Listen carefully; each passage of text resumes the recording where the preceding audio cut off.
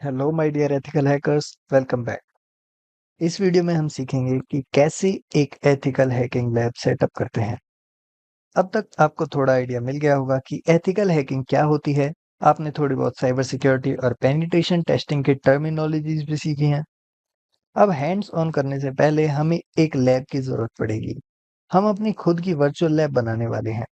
चिंता मत करो, हम अपने लाइव मशीन को हैक नहीं करेंगे। जो एक्चुअल कंप्यूटर या लैपटॉप आप इस ट्रेनिंग के लिए यूज कर रहे हो, उसको हैक नहीं किया जाएगा। इसके बजाय हम हैकिंग एक्सरसाइजेस एक कंट्रोल्ड एनवायरनमेंट में करेंगे by creating a virtual lab. चलिए अब समझते हैं वर्चुअल लैब क्या होता है। वर्चुअल लैब एक आइसोलेटेड एनवायरनमेंट होता है जो वर्चुअल मशीन से बना होता है। हम एक ही बेस मशीन पर मल्टीपल वर्चुअल मशीन्स चला सकते हैं। ये वर्चुअल मशीन्स एक फिजिकल कंप्यूटर पर इंडिपेंडेंट तरीके से काम करेंगी, चाहे वो सेम रिसोर्सेज शेयर कर रही हों। अब बात करते हैं वर्चुअल मशीन क्या होती है।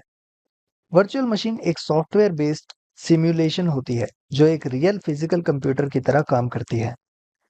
हर वर्चुअल मशीन अपना खुद का ऑपरेटिंग सिस्टम, एप्लीकेशंस और रिसोर्सेज यूज करती है, जैसे एक रियल कंप्यूटर करता है। वर्चुअलाइजेशन का यूज कहाँ होता है? मान लो आप एक ही कंप्यूटर पर विंडोज और लाइनक्स एक साथ यूज कर रहे हैं। इन दोनों ऑपरेटिंग सिस्टम्स को साथ में चलाना मुश्किल होता है, लेकिन वर्चुअलाइजेशन सॉफ्टवेयर जैसे VMware या वर्चुअल बॉक्स का यूज करके आप एक ही कंप्यूटर पर दो वर्चुअल मशीन्स बना सकते हो, और एक विंडोज और एक लाइनक्स के लिए। डेटा सेंटर्स और क्लाउड कंप्यूटिंग में भी वर्चुअलाइजेशन का काफी यूज होता है रिसोर्सेज को एफिशिएंटली मैनेज करने के लिए। अब बात करते हैं एथिकल हैकिंग वर्चुअल लैब बनाने की। इसके लिए हम तीन वर्चुअल मशीन सेटअप करेंगे। पहली मशीन होगी काली लिनक्स वर्चुअल मशीन, जो हैकिंग के टास्क के लिए यूज होगी। इसमें प्री इंस्टॉल्ड हैकिंग टूल्स होंगे। ये हमारी अटैकर मशीन होगी। दूसरी होगी विंडोज वर्चुअल मशीन, जो विक्टिम मशीन के रूप में यूज होगी फॉर डेमोन्स्ट्रेटिंग अटैक्स। और तीसरी मशीन होगी मेटास्प्लॉइटेबल वर्चुअल मशीन, जो डेलिबरेटली वनरेबल होगी और एक्सप्लॉइटेशन टेक्निक्स प्रैक्टिस करने के लिए यूज होगी, जैसे SSTL इंजेक्शंस और web application hacking. Hardware requirements क्या है?